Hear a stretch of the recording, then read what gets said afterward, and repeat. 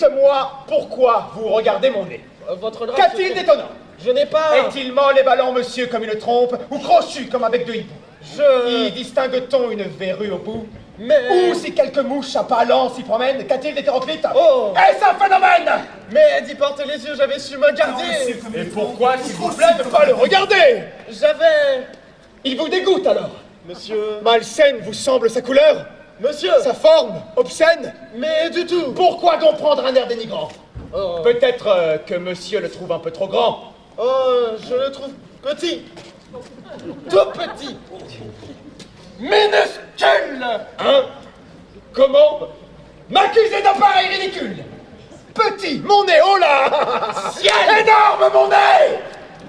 Ville Camus, sot, camard, tête plate, apprenez que je m'enorgueillis d'un pareil impendice, attendu qu'un grand nez est proprement l'indice d'un homme affable, bon, courtois, spirituel, libéral, courageux, tel que je suis, et tel qu'il vous est interdit à jamais de vous croire. Avis, donc, au badaud qui trouverait plaisant mon milieu de visage. Mais à la fin, il nous ennuie. Il fanfaronne. Personne ne va donc lui répondre? Personne. Attendez. Je vais lui lancer un de ses traits.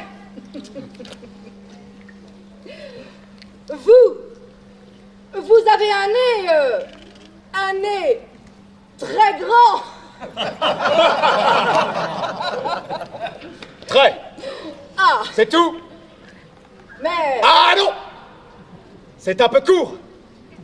Jeune homme, on pouvait dire, oh Dieu, bien des choses en somme, en variant le ton, par exemple. Tenez. Agressif. Moi, monsieur, si j'avais un tel nez, il faudrait sur le champ que je me l'amputasse. Amical. Mais il doit tremper dans votre tasse. Pour boire, faites-vous fabriquer un hanap. Descriptif. C'est un roc. C'est un pic, c'est un cap. Que dis-je? C'est un cap, c'est une péninsule. Curieux. De quoi sert cette oblongue capsule? D'écritoire, monsieur, ou de boîte à ciseaux? Gracieux. Aimez-vous à ce point les oiseaux que paternellement vous vous préoccupâtes de tendre ce perchoir à leurs petites pattes? Truculent. Ça, monsieur, lorsque vous pétunez, la vapeur du tabac vous sortait du nez sans qu'un voisin ne crie en feu de cheminée. Prévenant. Gardez-vous votre tête entraînée par ce poids de tomber en avant sur le sol. Tendre. Faites-lui faire un petit parasol, de peur que sa couleur au soleil ne se fane. Pédant.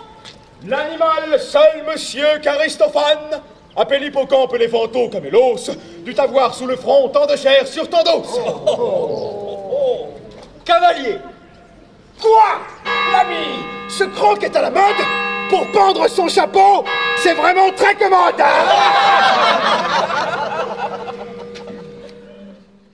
Monsieur de Neuvillette, apprenez quelque chose. C'est qu'il est un objet, chez nous, dont on ne cause pas plus que de cordon dans l'hôtel d'un pendu. Qu'est-ce? Regardez-moi. M'avez-vous entendu? Ah, c'est le... Jamais ce mot ne se profère. Sinon, c'est à lui, là-bas, que vous aurez affaire.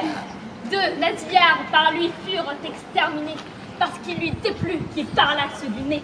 Il ne faut pas faire, sans défendre avant l'âge, la moindre allusion au fatal cartilage. Un mot suffit, que dis-je un mot? Un geste seul, et tirer son mouchoir, c'est tirer son linceul. Capitaine, Monsieur, que fait-on quand on trouve des méridionaux trop vantards? Eh bien, on leur prouve qu'on peut être du Nord et courageux. Merci. Cyrano Borécy!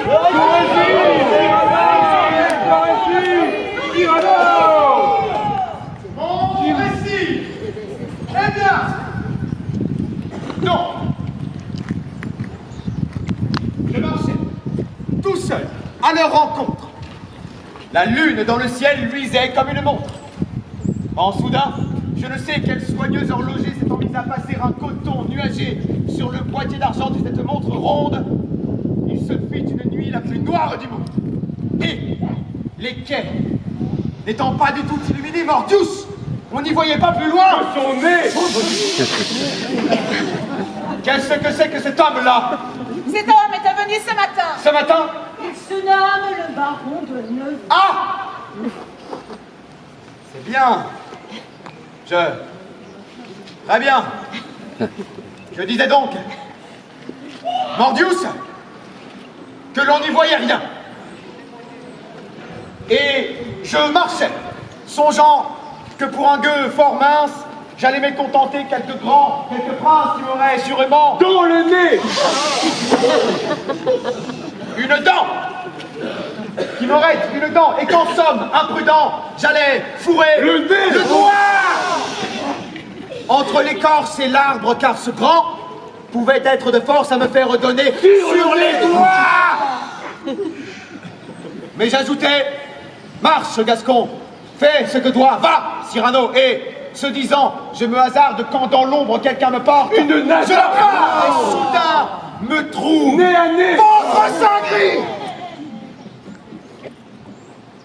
avec 100 braillards avinés qui puaient À plein nez. l'oignon et la létarche. Je bondis, front baissé, Nez au vent. et je charge. J'en estomac deux, j'en empale un tout vif, quelqu'un m'ajuste, paf, et je riposte, tonnerre, sortez tous. Je vous aime, j'étouffe, je t'aime, je suis fou, je n'en peux plus, c'est trop, ton nom est dans mon cœur comme dans un grelot, et comme tout le temps, Roxane, je frissonne tout le temps, le grelot s'agite et le nom sonne. De toi, je me souviens de tout, j'ai tout aimé, je sais que l'an dernier, un jour, le 12 mai, pour sortir le matin, tu changeas de coiffure. J'ai tellement pris pour clarter ta chevelure que surtout, quand j'ai quitté les feux dont tu m'inondes, mon regard ébloui pose des taches. Oui, c'est bien de l'amour. Certes, ce sentiment qui m'envahit, terrible et jaloux, c'est vraiment de l'amour. Il en a toute la fureur triste de l'amour. Pourtant, tu n'es pas égoïste. Que pour ton bonheur, je te donnerai. Quand même, tu devrais n'en savoir jamais rien. S'il se pouvait parfois que, de loin, j'entendisse rire un peu le bonheur né de mon sacrifice. Chaque regard de toi suscite une vertu nouvelle, une vaillance en moi. Commences-tu à comprendre à présent? Voyons, te rends-tu compte? Sens-tu mon âme un peu dans cette tombeau qui monte?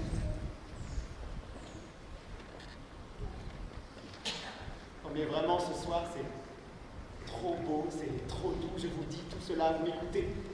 Moi, vous, c'est trop. Dans mon espoir même le moins modeste, je n'ai jamais espéré tant. Il ne me reste qu'à mourir maintenant. C'est à cause des mots que j'ai dit qu'elle tremble entre les pleurants, car vous tremblez.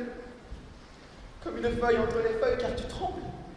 Car j'ai senti que tu le veuilles ou non, le tremblement t'aimerait de ta main descendre tout le long des branches du jasmin. Oui, je tremble et je pleure et je t'aime, mais tu tiennes.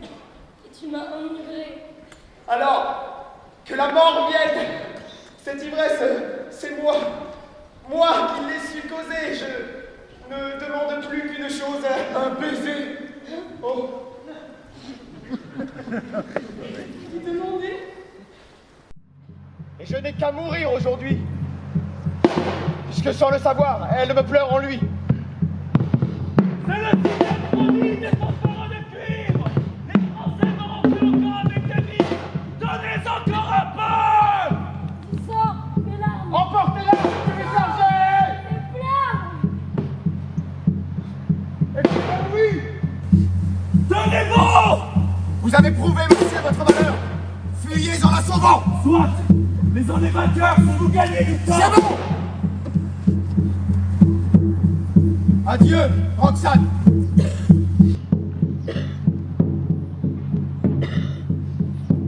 Hardi! Reculez pas, Drôlos. N'ayez pas peur. J'ai 2 morts à venger.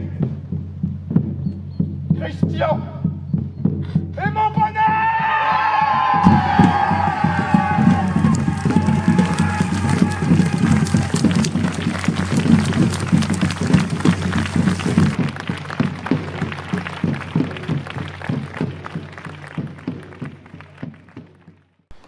diable allait-il faire dans cette galère? Philosophe, physicien, rimeur, bretteur, musicien et voyageur aérien, grand riposteur du tac au tac, amant aussi, pas pour son bien.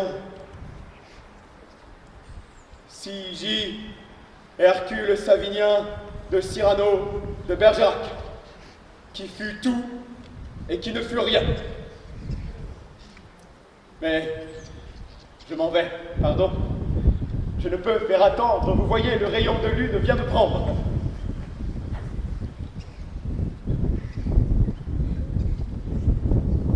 Je ne veux pas que vous pleuriez moins ce charmant, ce beau Christian. Mais je veux seulement que lorsque le grand froid t'aura pris les vertèbres, vous donniez un sens double à ces voiles funèbres et que son deuil sur vous devienne un peu mon deuil. Je vous jure. Pas là! Non! Pas dans ce fauteuil! Ne me soutenez pas! Personne. Rien que l'arbre. Elle vient. Je me sens déjà botté de marbre, ganté de plomb. Oh, mais puisqu'elle est en chemin, je l'attendrai debout et l'épée à la main. Je crois qu'elle regarde, qu'elle ose regarder mon nez, cette camarde. Que dites-vous? C'est inutile, je le sais. Mais on ne se bat pas dans l'espoir du succès, non. Non, c'est bien plus beau lorsque c'est inutile. Qu'est-ce que c'est que tout cela? Vous êtes 1000? Je vous reconnais, tous mes vieux ennemis. Le mensonge, tiens, les compromis, les préjugés, les lâchetés que je pactise. Jamais. Jamais. Ah, te voilà, toi, la sottise. Je sais bien qu'à la fin, vous me mettrez à bas, n'importe. Je me bats. Je me bats, je me bats. Oui. Vous m'arrachez tout, le laurier et la rose arrachée. Il y a malgré vous quelque chose que j'emporte, et ce soir, quand j'entrerai chez Dieu, mon salut balayera largement le seuil bleu. Quelque chose que, sans un pli, sans une tache, j'emporte malgré vous. Et c'est